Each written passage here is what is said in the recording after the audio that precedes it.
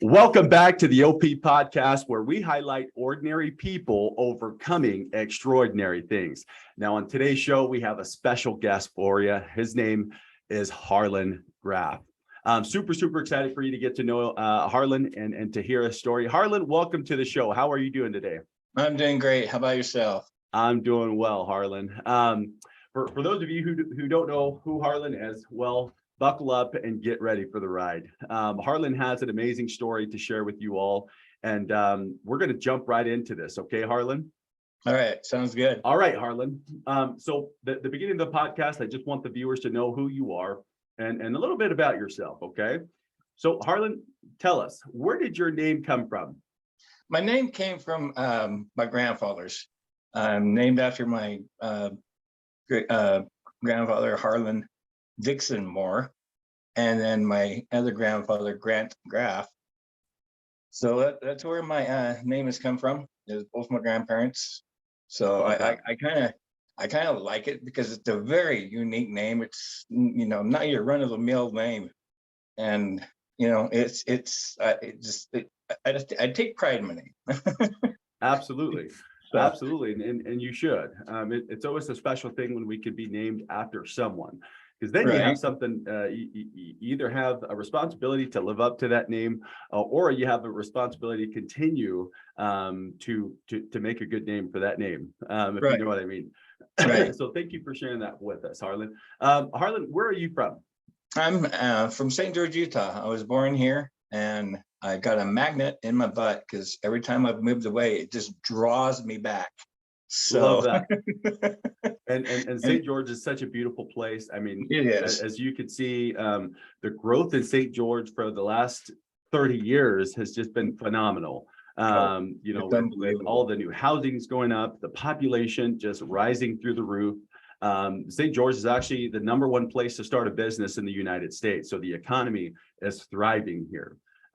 So St. George is a beautiful place. I too am from St. George, as the viewers know. So thank you for sharing that. Harlan, what do you do for work? I manage HOAs part-time. So I get to go out and I drive around in a vehicle and I make sure everybody's mowing their lawns. That's right. That's right. So be on the lookout. If you see Harlan in your area, don't be scared. He's a super nice guy, a gentle giant, and has such a beautiful spirit about him. Harlan, this show, the OP podcast, is a show where we highlight ordinary people overcoming extraordinary things. And as I gotten to know you, Harlan, and after you told me a little bit about your story, I said, this is a story that the people of this world need to hear. The whole purpose of the show is to equip our listeners, you out there, with tools on how to overcome some of life's challenges.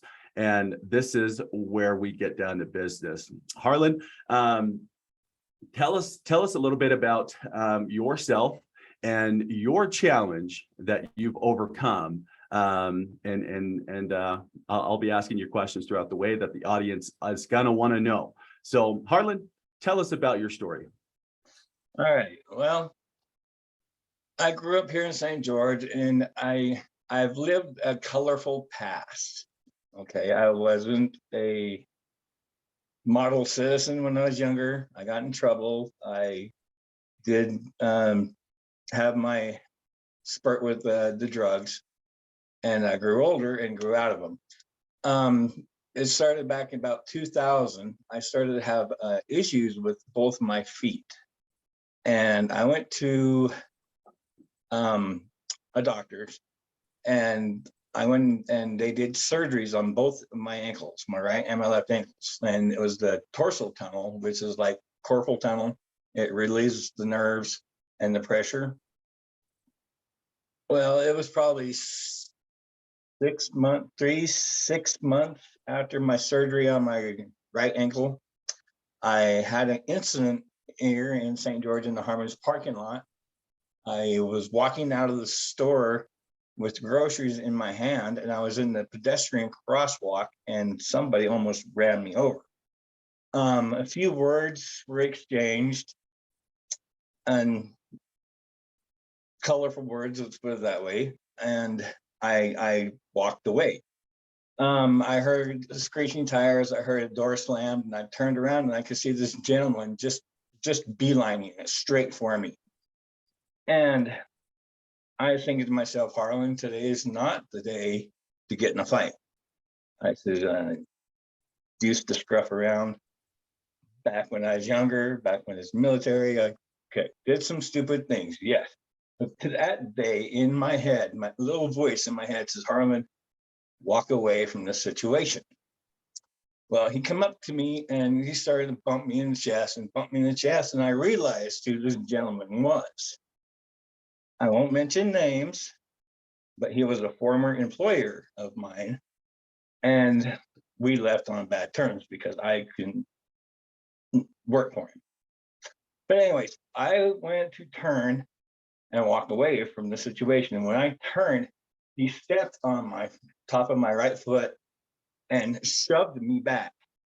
And I fell to the ground.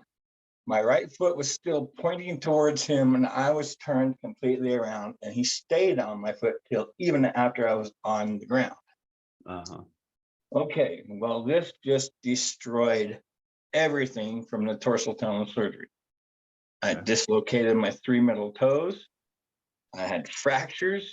It dropped my arch. It tore nerves. I mean, literally, yes. This is the X-ray of what was left in my foot before my amputation. This was looking down at the 2 plates and some of the screws. If you move to the next picture, X-ray, I should say, that shows all the 12 screws, and in there is a curly looking thing down towards the bottom. That's the broken off titanium drill bit that's stuck in my bone. I have strong bones. But yeah, milk does a body good. Okay. So that there is the X-ray of my foot prior to my amputation. Okay. Okay. I went through 15 years of chronic pain and 9 surgeries before my amputation. Wow. Okay. I would sit on the end of my bed every morning and put a smile on my face because I knew when I was going to hit that ground that the pain was going to just unbearable. Okay, on top of that, yes, I will admit I did get addicted to the pain pills. Badly, okay? So bad that I ground my teeth. And I've had to have all my teeth replaced. I now wear dentures. Yeah. Because I cracked all the tops and it just from there went downhill. Plus, back in the day, when I said I did play with, mess around with drugs, I did do meth, which was a big mistake. Big mistake, because it's just riddled my body with aches and pains. Okay, well, 2016 rolls around. This happened in 2000. The whole thing and the 9 surgeries led up to 2016. Comes to the family Christmas party. And my wife and my kids knew I was at the end of my rope. I was literally at the end of my rope. I announced in my family Christmas party that 2 things were going to happen in 2017. I said, 1, we're getting rid of my teeth. I'm getting dentures. And I says, 2, I says, you're going to find me a surgeon or I'm cutting my darn leg off myself. Wow. I was prepared to do it. I had the tools. I had the tools to do it. And it's a constant reminder. They're sitting in my garage to this day to remind me to step how far I almost went to doing it myself. Okay, 2017 comes along. I get my teeth taken care of. All right. After I have all my teeth start pulled, I start to feel better, health-wise. Easter Sunday comes along and my diverticulosis flares up. I battled with that. And I've had that fixed since then. But Easter Sunday, that morning, it sends me to the ER. They do the CAT scan, and the doctor comes back in the room, and he says, "Yes, Mr. Graff, your diabetes is flared up, but," he says, "we found cancer." I'm like, okay, what do we have to do now? He says, "Well, you're in for a ride. I mean, it's cancer." So I end up losing my kidney to cancer, because where the cancer was in your kidneys here, and all the veins and everything that go into it. It was just sitting there slowly choking it to death. Yeah. Well, they go in, they get a clean cut. They say I have to do chemo, and I'm like, tell them no. I went in for the first one. I said no. I found an alternate route, and it's finally legal in Utah. But I mean, I had to go to other means to obtain it.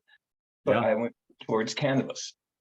Well, I tell you what, that has been a big life changer in my life. For one, not only has it helped keep my cancer in remission, it's helped me out of my depression. It's helped me with my eating disorder, and PTSD. I mean, 4 things I've benefited from that one plant. Yeah. And oh, well, I should say 5. It was one way I went and got clean off of the pain meds. I didn't go to rehab. I used cannabis. I didn't go through no withdrawals, even though for 15 years of pounding the 15s, the highest milligram of pain pill. Yeah. Yeah. Okay, I used the cannabis, and I didn't do withdrawals or nothing. Wow. I felt great, and to this day, I feel great. Okay, well, August 19th, 2017 is the day that Nub, my leg, was born, and that was the day of the amputation. Okay, the day I weighed in for surgery, I weighed in at 456, 57 pounds. Oh, wow. Okay. I was a big boy. I was big because I couldn't walk. Yep. Okay. Yep. I lived off a cane or a Yeah. wheelchair. That makes sense. Okay. I went in, they cut off the 15 pounds off my foot. And, which became a new lease on life. Yeah. Okay. I've got cancer taken care of. I've got my leg cut off now. Well, of course, I hit that depression bubble that every amputee goes through, but I've prepared myself for it because I was ready. I spent the first year, well, I spent the first month in a wheelchair, and I told my wife and my family. Harlan, if you don't mind me interjecting here, I know that the audience wants to know the mindset that you were in. I mean, you're prepping for this surgery to get your leg taken off. Now, this here is a life-changing experience. Now, I know that there had to have been some fear flowing through, some anxiety, some what's going to happen. If you don't mind briefly touching on your experience of preparing for the surgery, like if you were to explain your feelings and thoughts in 10 seconds of what you went through prepping for this surgery, what was that like? It was a very big emotional roller coaster. Okay, because here you are, I'm looking at, all right, I'm losing part of my body. Do I really want to do this? Yes. Okay. Or do I want to go through the surgery where they go in and they numb my foot completely? It's a dead foot. Okay. But I've had issues in life with infections. okay, Yeah. due to the kidney, which we found out. Okay. I mean, I prepared myself. I talked with my mother was a big support. Dixon, Yes, Dixon, a beautiful, very, beautiful very lady. big support of her. And so was my family. But every day I'd always go see her and I was like, Mom, am I doing the right thing? And she would always tell me, praise the Lord. Praise the Lord. That's Jesus. I mean, and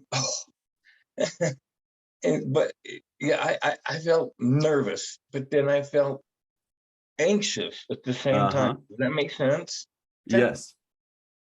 And so come closer and closer to the day of surgery, I started to feel more at peace with myself, I Okay. could say. Okay. Yeah. I was mentally prepared. It's like, okay, you've been ready for this because the foot is dead. Yeah. In my mind, my foot was already gone. Yeah. So I couldn't find the picture. I took I took a before and after. I mean, when I was in post-op or pre-op, or Okay. before the surgery, I had my feet there, and you can see my feet are just both sitting there, but my right foot would be cocked up like that, and that would be Yeah. in the relaxed state. Okay, Yeah. and then of course after surgery, here I'm sitting in the bed, and yeah, that's that's the Frankenfoot, Yep. as Okay. we called And it. and so leading up to the surgery, one thing that I really love that you said there is, you know, you had a support team. I mean, obviously you were going through the anxiety of the surgery, Oh, and Dixon, your mother, who has such a beautiful spirit, and also just a side note, Dixon and his mother, that's where I met them. Is Dixon goes and swims with his mom every Harlan, morning Harlan for and Dixon. exercise, and I had the pleasure of meeting Dixon and Harlan, and that's how we connected. So so your mom's advice to you, Harlan, right, was to pray to the Lord and ask him what you should do, because obviously you're battling this experience of, is this the right thing to do? I mean, this is quite a big decision. Okay, so that's a beautiful experience. Thank you for sharing that with me. And you get the surgery. Now you have had the surgery done, right? Right. There was, I'd imagine, the adjustment period of going from having both of your legs to now having nub is what you called it, right? Yeah, no. If you don't mind sharing with the audience, Mr. Nub, so that we could see Nub on camera. This is Harlan's artificial leg. For those of you who may not understand, Okay. and look at that thing. That is awesome. So that's the artificial leg. Now, Harlan, I want you to explain to the audience. Now, you mentioned about having this mind shift change and the experience of, you know, getting used to the artificial leg. It had to come with some. There was an adjustment period. Now, after you've overcome that challenge of, this is what my life is now, and you're able to start seeing the blessings of this new way of life. Explain that to us. This new way of life. Well, this new way of life is I now can wake up in the morning, put my leg on, get up and just walk. I can go do whatever I want now, because I set goals for myself. You know, after I started wearing my leg, I mean, it took a trip to Catalina Island. I got to tell you this. It took a trip Wow. to Catalina Island that my mother arranged for the family, and I was on my knee scooter, okay, my knee rover, and it took me there to find out what I could do on that thing. And when I got Okay. home, I started walking 5 miles a day on my scooter, Wow. and I have not stopped since then. Okay, like I said, when I went into surgery, I was over 400 pounds. Yeah. Okay, I'm down now to what, 312. Let's Okay. I mean, go. I've dropped 150 pounds. Yes, it's been a roller coaster because I've had certain surgery. I've had to Yes. have surgery again on nub to have him reduced a little bit because where I got walking so much, Yeah. the muscles kind of sloughed.